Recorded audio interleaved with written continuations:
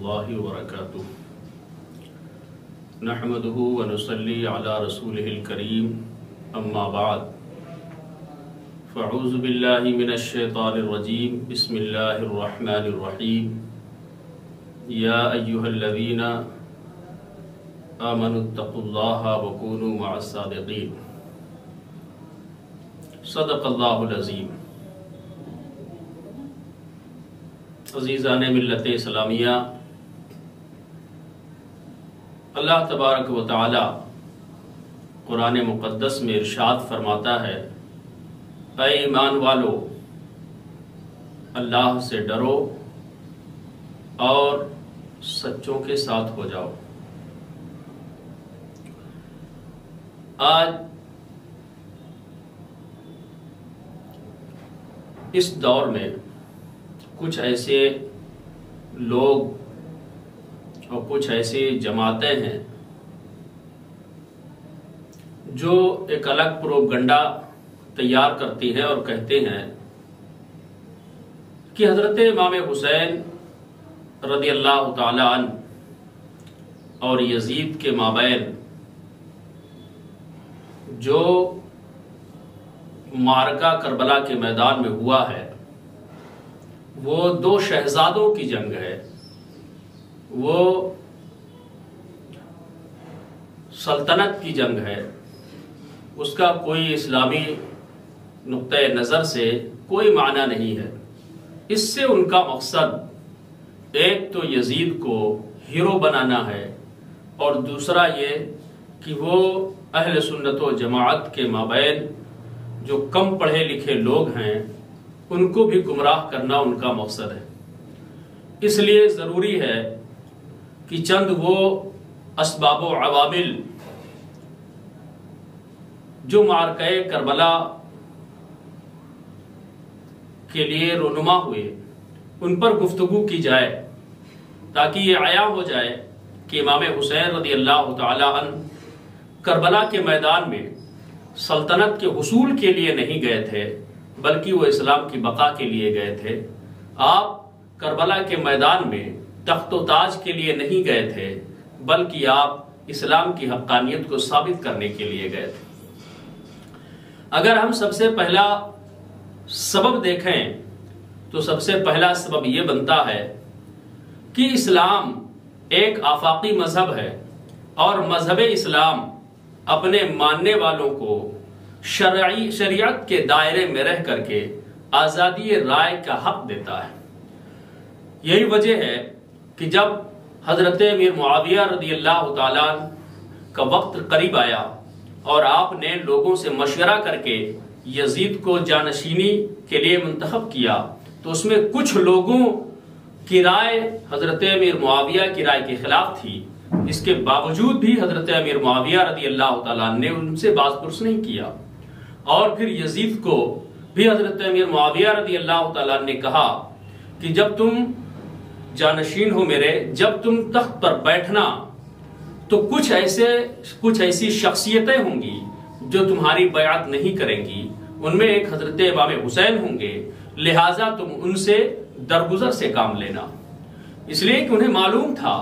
یزید کا کردار بھی انہیں معلوم تھا، یزید کا عمل بھی انہیں معلوم تھا، اور اسلام ایک آزاد شخص کو شریعت کے دائرے میں رہ کر کے آزادی رائے کا حق دیتا ہے، یہ بھی حضرت امیر معاویہ رضی اللہ تعالیٰ کو معلوم تھا۔ لیکن جب یزید تخت خلافت پر بیٹھا تو اس نے سب سے پہلے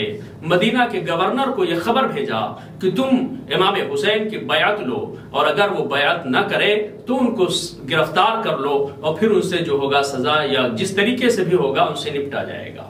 آپ غور کریں کہ اگر امام حسین رضی اللہ تعالیٰ عنہ کی نظر میں یزید کے اندر کوئی برائی نہ ہوتی، یزید کے اندر اچھائیاں ہوتی،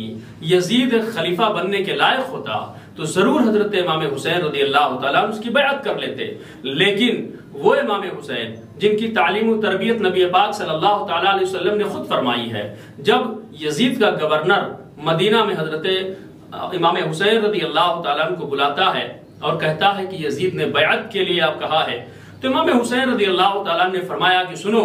میں ایک فاسق و فاجر کے ہاتھ پر بیعت کا فعل نہیں کر سکتا ہوں، اس لیے کہ ایک فاسق و فاجر کے ہاتھ پر بیعت کرنا یہ شریعت کے اصولوں کے خلاف ہے۔ چنانچہ یہ بھی ایک سبب بنا کہ امام حسین رضی اللہ تعالیٰ نے جب شریعت کے حدود میں رہ کر کے اپنے اظہار رائے کیا اور یہ یزید کو گوارا نہیں ہوا، چنانچہ اس نے آپ کے خلاف جنگ کرنے کا اعلان کر دیا اور آپ کو دھر آپ کو گرفتار کرنے کی اس نے کوشش کیا۔ دوسرا سبب یہ بنتا ہے،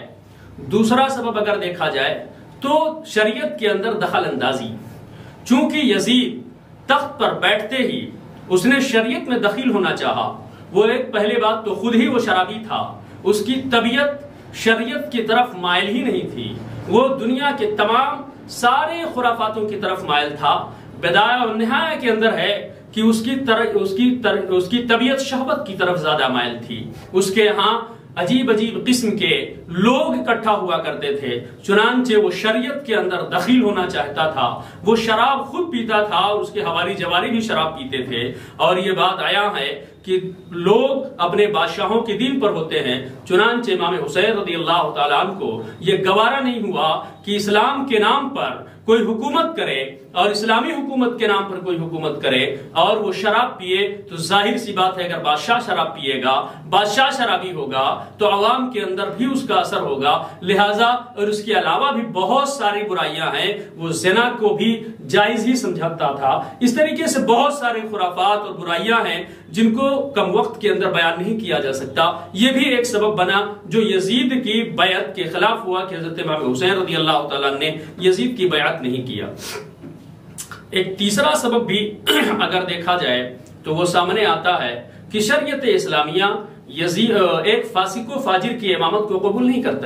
کرنے کی اجازت نہیں دیتی ہے۔ چنانچہ یزید فاسق و فاجر تھا، اس کے تعلق سے امام حسین رضی اللہ تعالیٰ اور دیگر صحابہ کو معتبر ذرائع سے خبریں ملی تھیں، اور صرف خبریں ہی نہیں بلکہ کچھ صحابہ کرام چشمدید گواہ بھی تھے کہ یزید وہ شرابی ہے، وہ رات صبح سے شراب پیتا ہے تو شام تک شرابی میں مست رہتا ہے، اور جب شام میں دور چلتا ہے تو صبح تک شراب کا دور چلتا ہے، اور اس کے وہ نماز کا تارک تھا، وہ نمازیں چھوڑا کرتا تھا، شراب پیتا تھا اور رنگ و ناچ کی محفلیں کرتا تھا، اس کے ہاں گویے گانا گاتے تھے۔ اس طریقے کی ساری خرافاتیں کچھ صحابہ کرام نے اپنی آنکھوں سے مشاہدہ کیا تھا۔ آپ سوچیں ایک فاسق و فاجر کے ہاتھ پر کیا نبی پاک صلی اللہ تعالیٰ علیہ وسلم کے نواں سے حضرت امام حسین جن کی تعلیم و تربیت حضور صلی اللہ تعالیٰ علیہ وسلم کے گود میں ہوئی ہے، اور پھر اس کے بعد حضرت علی رضی اللہ تعالیٰ جنہیں باب العلم کہا گیا، انہوں نے آپ کی تربیت کیا، کیا وہ شخصیت جو نبی پاک صلی اللہ تعالیٰ علیہ وسلم کی تربیت یافتہ ہو، جو شریعت پر مر مٹنے کی جس نے قسم کھائی ہو، جس نے اسلام کے اصولوں کے خلاف نہ جانے کی قسم کھائی ہو، جس نے اسلام کے تمام فرمودات پر عمل زندگی بھر کیا ہو، کیا وہ ایک فاسق و فاجر کے ہاتھ پر بیعت کر لیتا جو شریعت کا کھلم کھلا مذاق اڑاتا ہو؟ یہ ایک باغیرت باضمیر شخص سے ہم اس کی توقع نہیں کر سکتے ہیں۔ یہی وجہ ہے کہ امام حسین رضی اللہ تعالیٰ عنہ نے یزید کے بیعت نہ کیا، بلکہ یزید کے خلاف جب یزید نے سختیاں شروع کیا تو امام حسین رضی اللہ تعالیٰ عنہ نے حق کو لوگوں کے سامنے عیاں کرنے کے لیے میدان کربلا تک گئے، اور وہاں پر اپنے اور خاندان کی، اپنے رفقا کی قربانیاں دے کر کے آپ نے حق کو ثابت کیا۔ اگرچہ وہاں پر بظاہر باطل غالب آیا تھا، لیکن حقیقت میں حق ہی غالب تھا، اس لیے اور وہاں پر باطل مٹ گیا تھا۔ اس کی وجہ اگر آپ دیکھیں تو امام حسین رضی اللہ تعالیٰ اپنے آخری خطبہ میں کہتے ہیں کہ اے لوگوں سنو،